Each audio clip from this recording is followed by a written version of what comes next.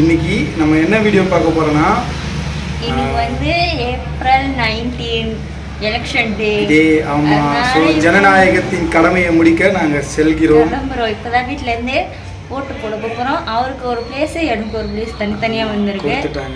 ஆமாம், வாங்க ஓட்டு போட்டு திரும்பி வீட்டுக்கு வந்துடலாம். நீங்கள் எல்லாரும் கண்டிப்பாக ஓட்டு ஜனநாயகத்தின் கடமையை கொஞ்சம் கடமையாற்றுங்க. ஸோ ஓகேவா, ஓட்டு உரிமைன்றது எல்லாருக்குமே வந்து ஒரு விஷயம்.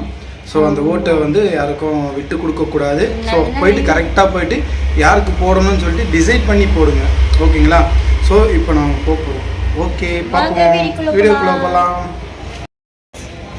எங்கள் அம்மனி வந்து எடுக்க வந்திருக்காங்க. ஆமாம், இவங்களுக்கு இந்த ரூமு கொடுத்துருக்காங்க. பரவாயில்ல, இவங்களுக்கு ஒரு 10 பேர் தான் இருக்காங்க.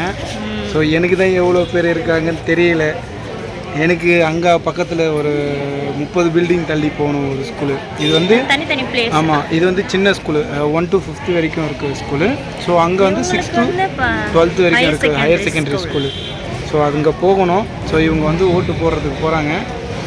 ஓட்டு போட்டு வந்து பார்க்கலாம். பாருங்க, இவங்க போட்டுட்டாங்க. ஸோ இப்போ நான் வந்து நான் எனக்கு வந்து கொடுத்துக்கிற இடத்துக்கு நான் வந்திருக்கோம். ஆமாம், நான் போட போகிறேன். ஸோ வாங்க பார்க்கலாம்.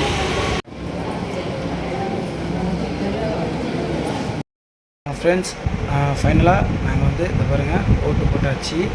ஸோ ஜனநாயகத்தின் கடமையை வந்து நாங்கள் ஆற்றிட்டோம்.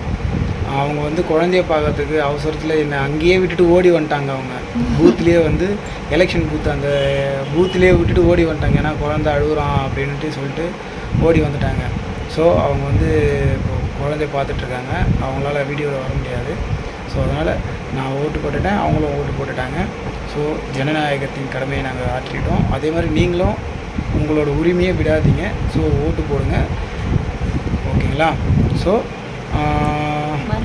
மறக்காம லைக் பண்ணுங்க, ஷேர் பண்ணுங்க, சப்ஸ்கிரைப் பண்ணுங்க. பக்கத்தில் இருக்கிற பெல் பட்டனை ப்ரெஸ் பண்ணுங்க.